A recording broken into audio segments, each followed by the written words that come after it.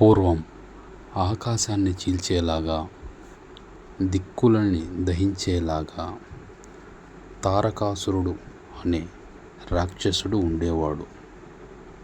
అతను తనకు ఉన్నటువంటి మహాశక్తులన్నిటినీ ఉపయోగించి ఈ ప్రపంచాన్నిటినీ అణచివేస్తున్నాడు.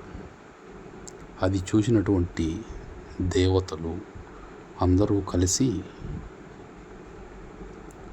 బ్రహ్మ దగ్గరికి, అలాగే విష్ణువు దగ్గరికి, అలాగే శివుని దగ్గరికి వెళ్ళి శరణు కోరుతారు. తారకాసురుడు అనే రాక్షసుడికి బ్రహ్మదేవుడు ఒక వరం అయితే ఇస్తాడు. ఏమనంటే, తారకాసురుని చంపాలంటే శివపుత్రుడే తనను చంపగలడు అనే వరం అయితే పొంది ఉంటాడు తారకాసురుడు.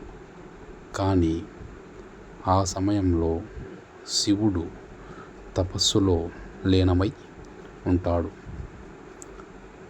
లోకరక్షణ కోసం దేవతలందరూ కలిసి ఒక ప్రణాళికనైతే రూపొందిస్తారు. ఆ ప్రణాళికలో దేవతలందరూ కలిసి శివుడి దగ్గరకైతే వెళతారు. అక్కడ ఆయనను శరణు వేడుతారు. ఆయన ధ్యానంలో ఉంటాడు. శివునితో దేవతలందరూ వారి యొక్క మొరను విన్నవించుకుంటారు. స్వామి, తారకాసురుడనే రాక్షసుడు ప్రపంచాన్ని సర్వనాశనం చేస్తున్నాడు. మీరు ఎలాగైనా దీనిని ఆపాలి. దీనిని ఆపాలంటే మీ యొక్క కుమారుడితోనే దీనిని ఆపగలం. తారకాసురుడిని వధించాలంటే మీ యొక్క కుమారుడే కావాలి అని చెబుతాడు. శివునితో పార్వతీదేవి కలిసిన తరువాత వారి యొక్క శక్తి అగ్నిలోకి ప్రవేశించి ఆ యొక్క శక్తి 6 ముక్కలుగా విడిపోవడం జరుగుతుంది. ఆ 6 ముక్కలు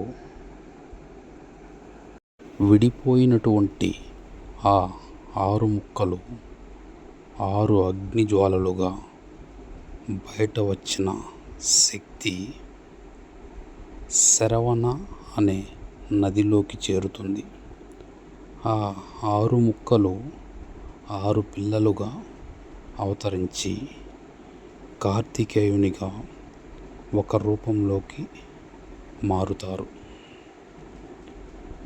అదే సుబ్రహ్మణ్యేశ్వర స్వామి జననం అని మనం చెప్పుకోవచ్చు. ఈ సుబ్రహ్మణ్య స్వామిని కార్తికేయునిగా కూడా మనం పిలవడం జరుగుతుంది. సుబ్రహ్మణ్యేశ్వర స్వామి పుట్టిన తరువాత ఆయన చిన్న వయసులోనే ఆయుధంని చేతబట్టి ఈ ప్రపంచాన్ని సర్వనాశనం చేస్తున్నటువంటి రాక్షసుడు తారకాసురునితో ఒక పెద్ద ఘోరాతి ఘోరమైనటువంటి యుద్ధానికి తెరలేపుతాడు. ఆయన యుద్ధానికి దిగుతాడు స్వయంగా సుబ్రహ్మణ్యేశ్వర స్వామి. ఆకాశమంతా తారకాసురుని అరుపులతో, గర్జనలతో నిండిపోతుంది. ఇలా తారకాసురుడు అరుస్తూ ఉంటే దేవతలంతా భయపడతారు. ఇలా ఘోరాతి ఘోర యుద్ధం తరువాత చిన్న బాలుడైనటువంటి సుబ్రహ్మణ్యేశ్వర స్వామి తన శక్తితో, అలాగే తన తల్లిదండ్రులైనటువంటి పార్వతీ మరియు పరమేశ్వరుల యొక్క ఆశీస్సులతో తారకాసురుడు అనే రాక్షసుడిని వధిస్తాడు. అలాగే ఈ లోకానికి తారకాసురుడి నుంచి విముక్తిని కలిగిస్తాడు. ఈ లోకానికి శాంతిని తీసుకొస్తాడు. అందుకే సుబ్రహ్మణ్యేశ్వర స్వామిని శక్తిపుత్రుడని మరియు దేవతలకు సేనాధిపతి అని, అంటే దేవసేనాధిపతి అని అందరూ పిలవడం జరుగుతుంది. అంతేకాక అప్పటి వరకు ఉన్నటువంటి అశాంతి తారకాసురుని యొక్క చావుతో దేవతలందరూ చాలా ఆనందంగా అయితే ఉండడం జరుగుతుంది.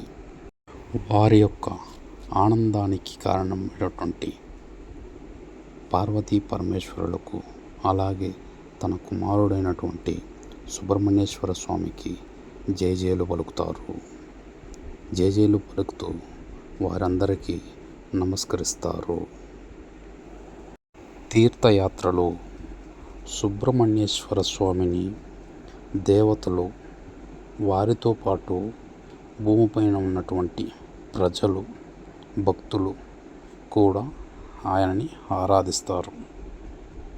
సుబ్రహ్మణ్య స్వామి యొక్క దేవాలయాలు చాలా ఉన్నాయి. అవి ఎక్కడ ఉన్నాయి అంటే పవిత్ర కురవలి, అలాగే పళని, శబరిమల వంటి క్షేత్రాలలో ఉన్నాయి. ఇంకా ఆయన దేవాలయాలు చాలా చోట్ల ప్రజలైతే నిర్మించడం జరిగింది. అలాగే భక్తులెందరో ఉన్నారు. ఒకసారి సుబ్రహ్మణ్య స్వామి పళనిమలైలో ఆయన చిన్న వయసులో ఏదో ఒక కారణము చేత సుబ్రహ్మణ్య స్వామి కోపంతో అలిగి అక్కడే నిలిచి ఉండిపోయాడు. ఆ నిలిచిపోయిన క్షణం నుంచి ఆయన తత్వవెట్టన్ అనే రూపంలో మన సుబ్రహ్మణ్య స్వామి పూజలు అందుకుంటున్నారు. అది కూడా ఇప్పటికీ ఆయన అక్కడే పూజలు అందుకుంటున్నారు. ఆ యొక్క సుబ్రహ్మణ్య స్వామి ఆశీస్సులతో భక్తులు వారి యొక్క అభిష్టానాలను, కోరికలను నెరవేర్చుకుంటున్నారు. అలా ఆయన భక్తులందరూ కలిసి పర్వతాలపైన, అలాగే గ్రామాలలో మంగళ వాయిద్యాలతో శ్రీ సుబ్రహ్మణ్యేశ్వర స్వామిని ఊరేగింపు చేస్తారు. అది అందరూ కలిసి పాల్గొంటారు. అంతేకాక సుబ్రహ్మణ్యేశ్వర స్వామి శక్తికి మూలం అని కూడా అంటూ ఉంటారు. సుబ్రహ్మణ్యేశ్వర స్వామి ధైర్యానికి ఒక దేవత అని కూడా అంటారు. ఆయన కథలెన్నో